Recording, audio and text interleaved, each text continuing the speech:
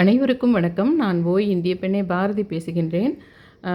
வருகின்ற புதன்கிழமை வந்து ஐப்பசி மாதத்தில் வர ஆயில்யம் நட்சத்திரம்.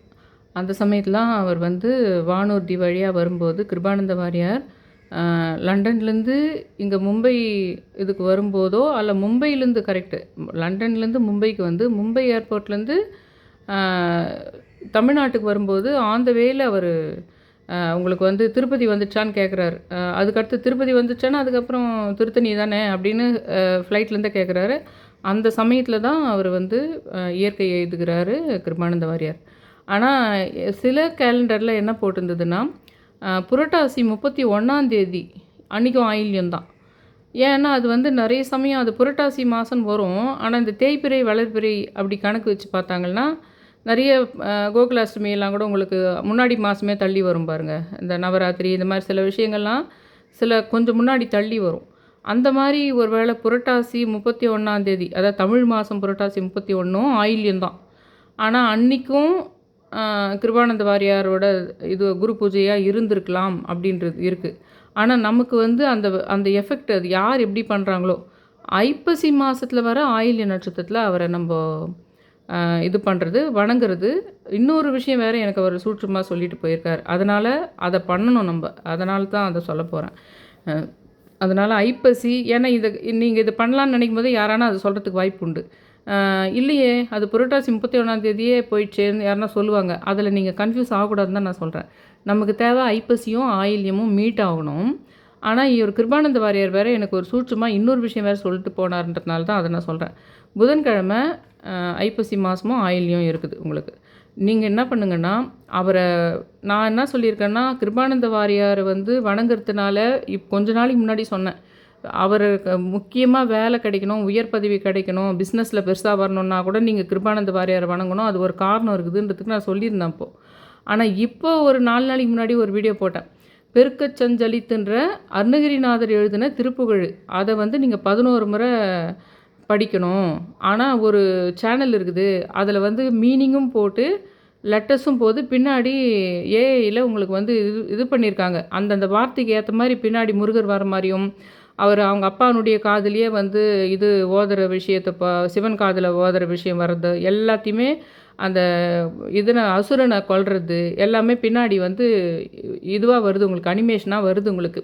அது இல்லாமல் அந்த பாட்டை கரெக்டான சவுண்டில் கரெக்டான இதில் எப்படி கந்தசஷ்டி மாதிரி எஃபெக்டிவாக பண்ணியிருக்காங்க. யாழ் மியூசிக்ன்ற சேனலில் யாழ்னா YWA போட்டிருக்காங்க, YWA போட்டு Z போட்டிருக்காங்க. நான் இதில் போட்டிருக்கேன் உங்களுக்கு டிஸ்கிரிப்ஷன்லேயே போட்டிருக்கேன் அதை ஃபுல்லாக. அது லிங்க் மாதிரி போடல, ஏன்னா அப்படி போடக்கூடாதுன்றதுனால. அதனால் யாழ் மியூசிக்கில் போய் நீங்கள் பார்த்தீங்களன்னா நீங்கள் ஒன்று பண்ணலாம். கொஞ்ச நாளைக்கு 11 முறை கண்ணில் காதில் வாயில் நீங்கள் உச்சரிக்காமையே கண்ணில் பார்த்துக்கிட்டே அதை கேட்டுடலாம் அந்த பாட்டை. ஏன்னா ரொம்ப ஃபாஸ்ட்டாக இருக்குது, ஆனால் கரெக்டான அதிர்வலையோடு பண்ணியிருக்காங்க அவங்க. நீங்கள் அதை படிக்கிறத விட அதே சவுண்டு மியூசிக்கையும் அதையே பார்த்து நீங்கள் அந்த யாழ் மியூசிக்கில் போயிட்டு 11 டைம்ஸ் அதை நீங்கள் கவனிச்சிடணும். 11 டைம்ஸ் அதை திரும்ப திரும்ப நீங்கள் பார்த்துடணும்.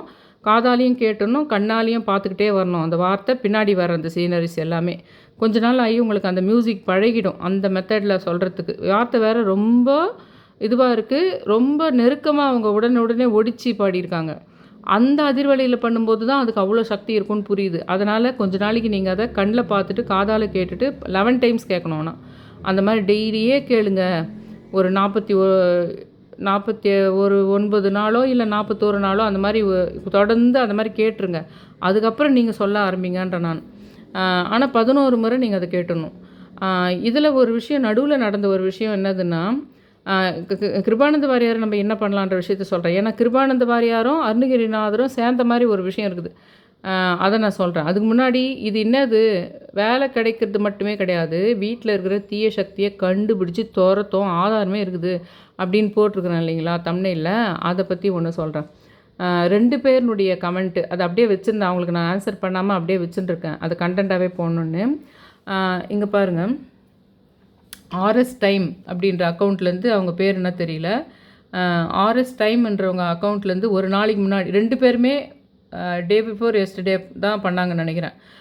அக்கா நான் ஒன்று சொல்கிறேன், உங்கள் சேனல் யாருக்கு பிராப்தம் இருக்கோ அவங்க மட்டும்தான் பார்க்க முடியும், அதை கேட்க முடியும்.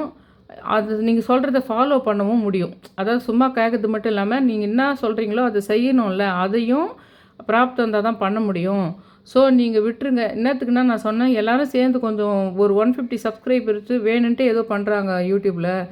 அதை ஸ்ட்ரக் பண்ணி அங்கேயே வச்சுட்டுருக்காங்க ரொம்ப நாளாக, மாதக்கணக்காக. அது ஏதோ ப்ராப்ளம் இருக்குது அப்படின்றது யார் மூலமாகவும் நடக்குதா, இல்லை பிரபஞ்சத்து மூலமாக நடக்குதான்னு ஒரு சந்தேகம் இருக்குது எனக்கு. அதுக்கு அவங்க அதை விட்டுருங்க, உங்களுக்கு சீக்கிரம் 1,00,000 ஃபாலோ வந்துருவாங்கன்னு சொல்லிட்டு நானும் ப்ரே பண்ணிக்கிறேன் அப்படின்னு சொல்லிட்டு அவங்க சொல்லியிருக்காங்க. அந்த பிரபஞ்சமே உங்களுக்கு அதை ரீச் பண்ண வைக்கும், ஆல் த பெஸ்ட்னு சொல்லியிருக்காங்க. இப்போ அது மேட்ரு கிடையாது. ஏன்னா நான் நிறைய சொல்லுவேன், சில வீடியோ வந்து பார்க்க வைக்கிறதுக்காக சில பேர் சொல்லுவாங்க. அப்படி கிடையாது. தீய சக்திகள் நிறைய விஷயம் வந்து நிறைய பேர் நான் சொல்கிறதே புரிஞ்சிடக்கூடாது அப்படின்றதுக்காக, நான் சொல்கிற விஷயங்களை கேட்க விடாதவங்கள பண்ணிடணுன்றதுக்காக ஒரு வேலை பார்க்குது மேலேருந்து. அதனால்தான் ரொம்ப உங்களுக்கு வந்து ஒரு ஆமையை பற்றி ஒரு பேசினார் பார்த்தீங்களா, ஆமையை பற்றி இந்த அதுங்கெல்லாம் ரொம்ப அவங்க உன்னதமானவங்க. அவங்க அந்த மாதிரி ஆளுங்களை காலி பண்ணிடுறாங்க அவங்க. இன்னும் சொல்லப்போனால் உண்மையான விஷயங்கள், பிரபஞ்சத்தில் இருக்கின்ற ரகசியமான விஷயங்கள் அதெல்லாம் புரிஞ்சிச்சு ஒருத்தருக்கு, அவங்க அதை எல்லாருக்கும் புரிய வைக்க பார்க்குறாங்க. அப்படின்னா கூட அவங்கள சில சக்திகள் முடக்குது. இதே வந்து யூடியூப் தான் பண்ணுதான்னா அப்படி பார்க்கல நான். யூடியூபுக்கு யாரோ வேறு ஏதோ சேனல் பண்ணுதான்னா அப்படி கூட நான் பார்க்கல. இல்லை வேறு ஏதோ ஒரு மூலையில் அமெரிக்காவில் ஒருத்தர் உட்காந்துக்கிட்டு இது எல்லாரையும் தான் கண்ட்ரோலில் வச்சுக்கணுன்னு பண்ணுறாங்களான்னா அது கூட இல்லை. பிரபஞ்சத்துலேருந்தே நடக்குதுன்னு நான் காலகாலமாக சொல்லிகிட்ருக்குறேன். பிரபஞ்சத்துலேருந்து நடக்குது அந்த மேட்ரு. அங்கேருந்து இங்கே ஒரு ஆளை சூஸ் பண்ணி அவங்க எல்லாத்தையுமே புரிஞ்சு போச்சு, அவங்க கொஞ்சம் கொஞ்சமாக பொதுமக்களுக்கு சொல்லிடக்கூடாதுன்னு அங்கேருந்து ஒரு ஆளை சூஸ் பண்ணி அதை முடக்கிடணுன்ற மாதிரி கொண்டு வந்துடுறாங்க உனக்கு. அந்த ஒரு ஆஸ்பெக்டில் தான் நான் இது நீங்கள் பார்க்கறதுக்கூடாத பிரபஞ்சம் பண்ணிடுமேன்றதுனால சில சமயத்தில் ஆதங்கமாக சொல்வேன் நான். இந்த வீடியோவை நீங்கள் பார்க்கறதுக்கு பிராப்தம் இருக்கணும் அப்படின்னு சொல்லிட்டு. இன்னும் சொல்லப்போனால் நான் அந்த ரஜினி கமலும் அந்த அஜித் விஜய் போட்டுட்டு ஒன்று போட்டுருந்தேன் பாருங்கள், குண்டலினி பொறாமைன்னு. அது நிறைய பேருக்கு புரிஞ்சிருக்காது. முதல்ல அந்த பிரபஞ்சம் பார்த்துக்குது அந்த வேலையில். பிரபஞ்சத்தில் இருக்கிற தீய சக்திகள் என்ன பண்ணுதுன்னா உங்களை புரிய விடாமல் பார்த்துக்குது. நான் சொன்ன கதையே வேறு அதில். அதாவது உங்களுக்கு இருக்கிற குண்டலினி சக்தின்றது மறுபடியும் போய் பாருங்கள். அது மறுபடியும் நான் ஏன்னா இந்த வீடியோ அதுக்கானது இல்லை, அதில் ஒரு மெயின் அதனால தான் இந்த கமெண்ட்டில் அவங்க சொன்னதுக்கான ரீசன் அதுதான். அதனால தான் நான் அதை சொன்னேன். நிறைய பேருக்கு அது புரிஞ்சிருந்தா கமெண்ட்டில் போட்டிருக்க மாட்டிங்களா நீங்கள்? அதை பற்றியே பேசலை நீங்கள். அந்த வீடியோவே சரியாக போகல. ரொம்ப அற்புதமான வீடியோகள் சரியாக வியூஸ் 200 பேருக்கு மேலே பார்க்கறதில்ல. ஒன்றுத்துக்கு இல்லாத விஷயம் போட்டிருப்பேன், அது நிறைய பேர் பார்ப்பாங்க. அது 5,000 பேர் 10,000 பேர் பார்ப்பாங்க. அப்போவே நான் புரிஞ்சுக்கிட்டேன், ரொம்ப ஆழமான விஷயங்களை அந்த பிரபஞ்சமே எல்லாத்தையும் எல்லாரும் ரிவீல் பண்ணிடக்கூடாது, தெரிஞ்சிடக்கூடாதுன்னு முடக்குது. பிரபஞ்சம் முடக்குது, யூடியூப் முடக்கலை, பிரபஞ்சம் முடக்குதுன்னு புரிஞ்சுக்கிட்டேன் நான். அதனால்தான் அவங்க சொன்னதை வந்து நான் மெயினாக போகிறது. எப்பவுமே நிறைய பேர் போடுவாங்க, இந்த வீடியோ பார்த்தியா அற்புதம் நடக்கணும், அந்த மாதிரி என் வீடியோவை யோசிக்காதீங்க அப்படின்றது தான் நான் சொல்கிறது எப்பவுமே. அது ஒன்று இருக்குதுங்களா, அது ஒன்று இருக்கட்டும். இப்போ இன்னொன்று நான் சொல்கிறேன். வள்ளின்றவங்க அக்கௌண்ட்லேருந்து அவங்க ஒன்று சொன்னாங்க. நான் சொன்னேன் இல்லைங்களா, பெருக்கச் சஞ்சலித்துன்ற பாட்டு வந்து 11 முறை படிங்க. அது அருணகிரிநாதர் எழுதுந்து. ஏன் அது படித்தா வேலை கிடைக்கும், தொழில் கிடைக்கும்னா அது கூட சும்மா கிடைக்காது.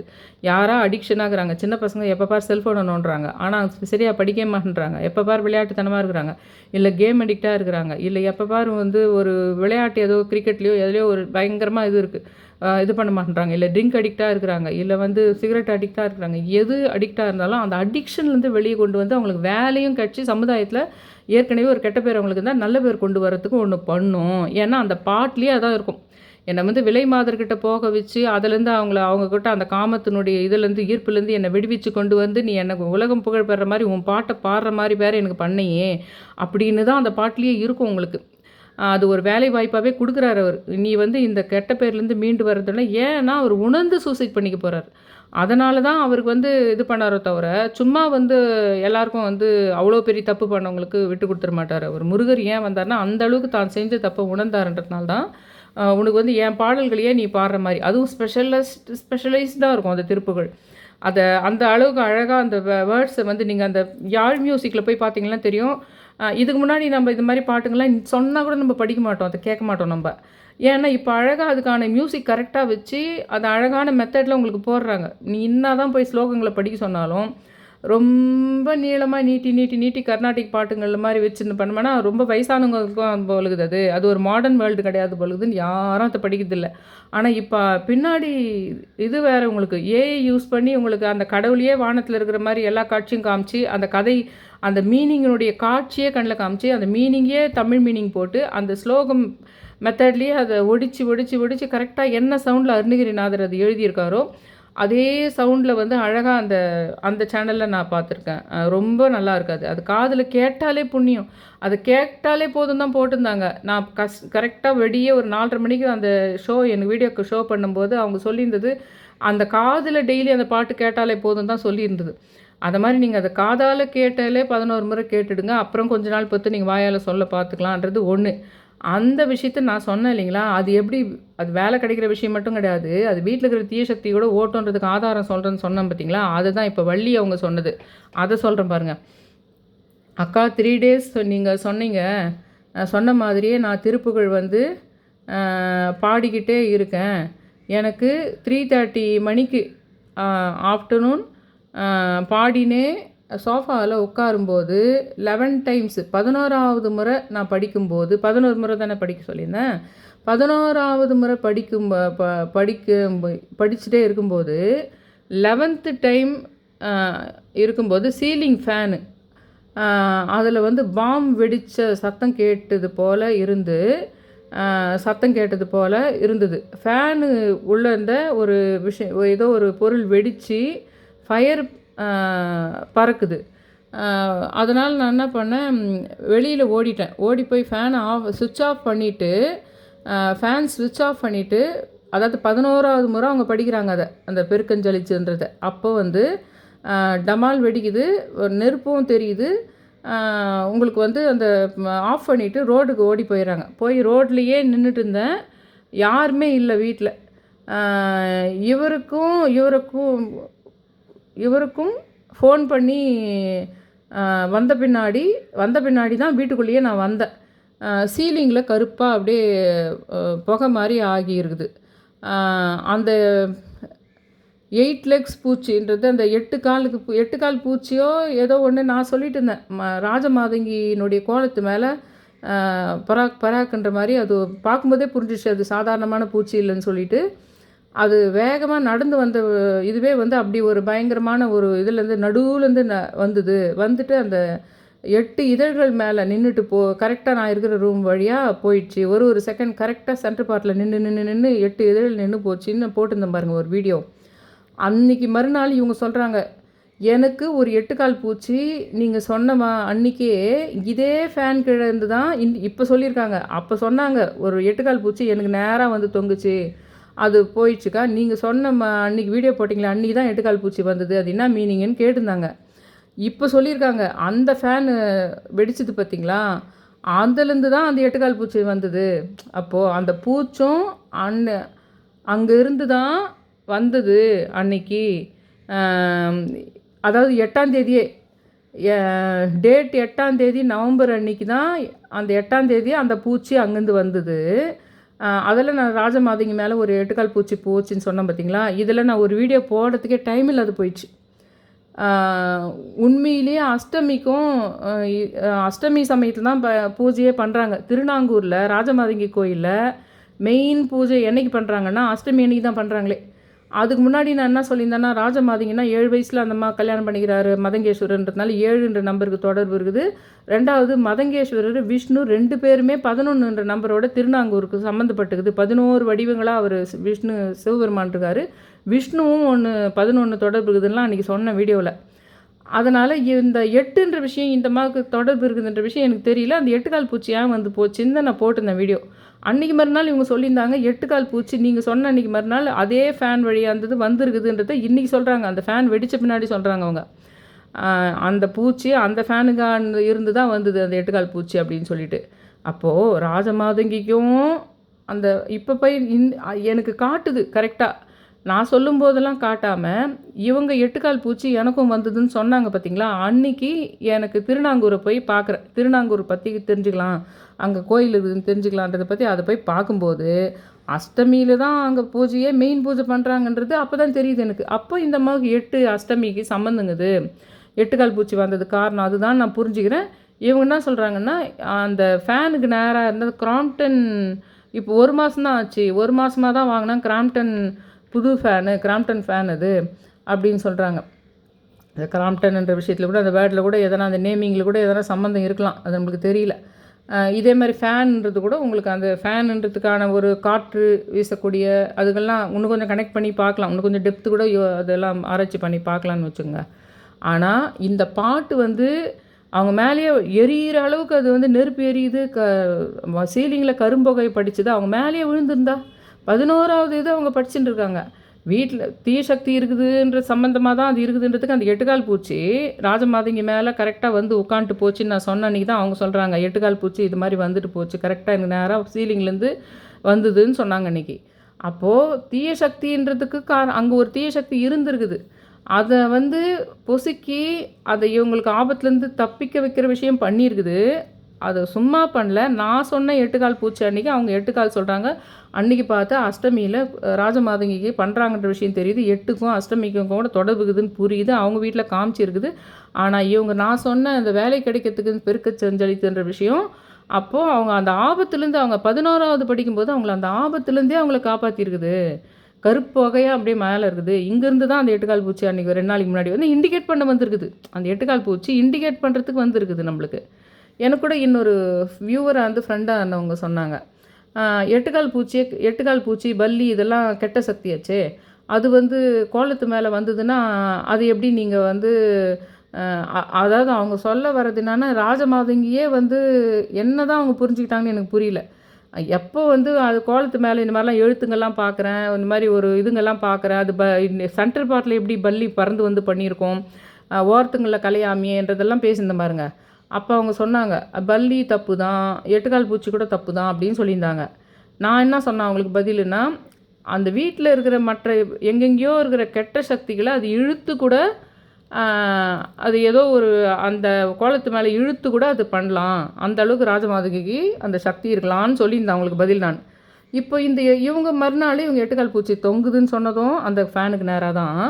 இப்போ அந்த பெருக்கஞ்சலித்து என்ற பாடலில் 11வது முறை அவங்க படிக்கும்போது தான், ஏன் 5வது முறை படிக்கும்போது 6வது முறை படிக்கும்போது இல்லாமல் கரெக்டாக 11வது முறை படிக்கும்போது அந்த ஃபேன் வந்து டமால் வெடித்து நெருப்பு பார்த்து மேலே கரும்புகை படிஞ்சு அவங்க வெளியில் போய் நின்று அப்புறம் அவங்க ஹஸ்பண்ட் வந்த பின்னாடி தான் வீட்டில் வராங்கன்னா, அப்போ அந்த வேலை வாங்கி தர விஷயம் மட்டும் இல்லாமல் ஒரு அடிக்ஷன்லேருந்து வெளியே வந்து அவங்களுக்கு நல்ல பேரை புகழ சமுதாயத்தில் வாங்கி கொடுக்குற வேலை மட்டும் இல்லாமல் வீட்டில் இருக்கிற தீய சக்தியை கண்டுபிடிச்சி அதை பொசுக்கவும் செய்யும், ஆபத்துலேருந்து தப்பிக்க வைக்கவும் செய்யுன்றதுக்கு இது ஆதாரம் தானே?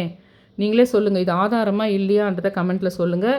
அந்த முதல்ல நான் சொன்ன விஷயம் இருக்குது பார்த்தீங்களா, அவங்க போட்டிருந்தாங்க ஆர்எஸ் டைம்ன்றவங்க.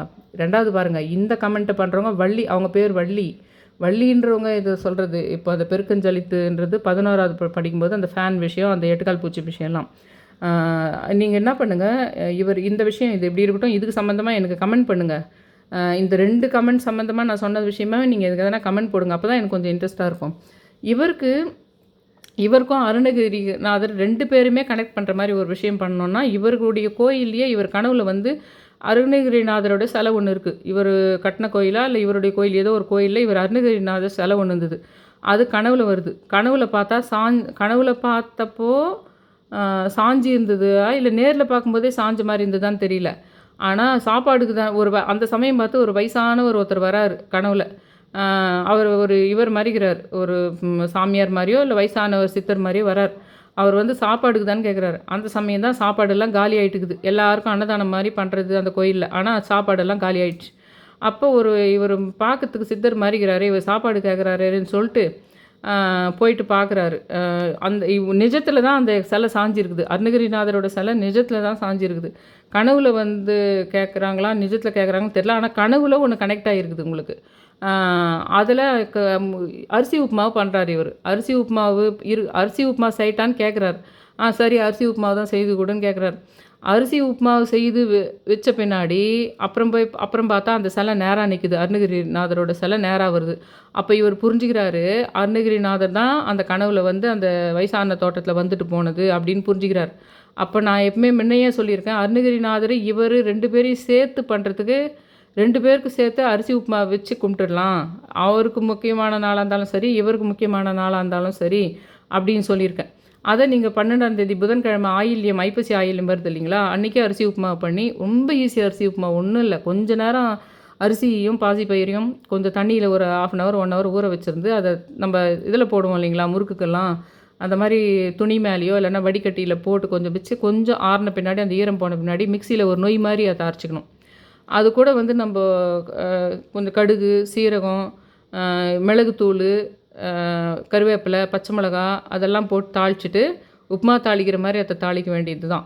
1க்கு 2 தண்ணி ஊத்தியோ, இல்ல அந்த மாரி வந்து தாளிக்க வேண்டியது தான். அவ்வளோதான். அதில ஒண்ணும் இல்ல. வெங்காயம்லாம் போட வேணாம். அப்படி நீங்க பண்ணலாம். அந்த இதுவ அரிசி உப்புமாவ. அது வந்து அருணகிரிநாதரையும், இவரையும் சேர்த்து 2 வச்சுட்டு, 2 பேரையுமே நீங்க கேட்கலாம். ஏன்னா, இந்த பெருக்கஞ்சொல்லித்துன்ற பாடலையே அன்னைக்கே கூட இப்ப டெய்லியே படிக்க சொல்லியிருக்கேன் இல்லைங்களா? அந்த புதன்கிழமை கூட நீங்க அத வந்து 11 முறை படிச்சுட்டு, அருணகிரிநாதர சேர்த்து கும்பிடுறீங்கன்றதுங்க. கிருபானந்த வாரியார சேர்த்து கும்பிடுறீங்கன்றதுக்கு, கிருபானந்த வாரியார போற்றின்னு சொல்லிடலாம். இந்த பாட்ட பெருக்கச் செஞ்சொலித்துன்றத 11 முறை படிச்சுட்டு, கிருபானந்த வாரியார 108 முறையோ, 1008 முறையோ போற்றின்னு சொல்லிடலாம் நீங்க. கிருபானந்த வாரியாரே போற்றின்னு சொல்லிட்டு அந்த அரிசி உப்புமாவ பண்ணிடலாம். அரிசி உப்புமாவே நீங்க பண்ணலன்னா கூட, அட்லீஸ்ட் ஒரு அரிசி வீட்டுக்கு சாதம் வச்சிங்களன்னா, அத கூட வச்சாவது அவங்க 2 பேரையுமே சேர்த்து கும்பிட்டுடுங்க. அப்படின்ற விஷயத்த உங்களுக்கு சொல்றேன். தயவு செஞ்சு என் சேனல சப்ஸ்கிரைப் பண்ணி, ஷேர் பண்ணி, ஆல்ன்ற அந்த நோட்டிஃபிகேஷன் பெல்ல பிரஸ் பண்ணுங்கன்னு ரொம்ப ரிக்வெஸ்ட் பண்ணி கேட்டுக்கிறேன். Thank you all.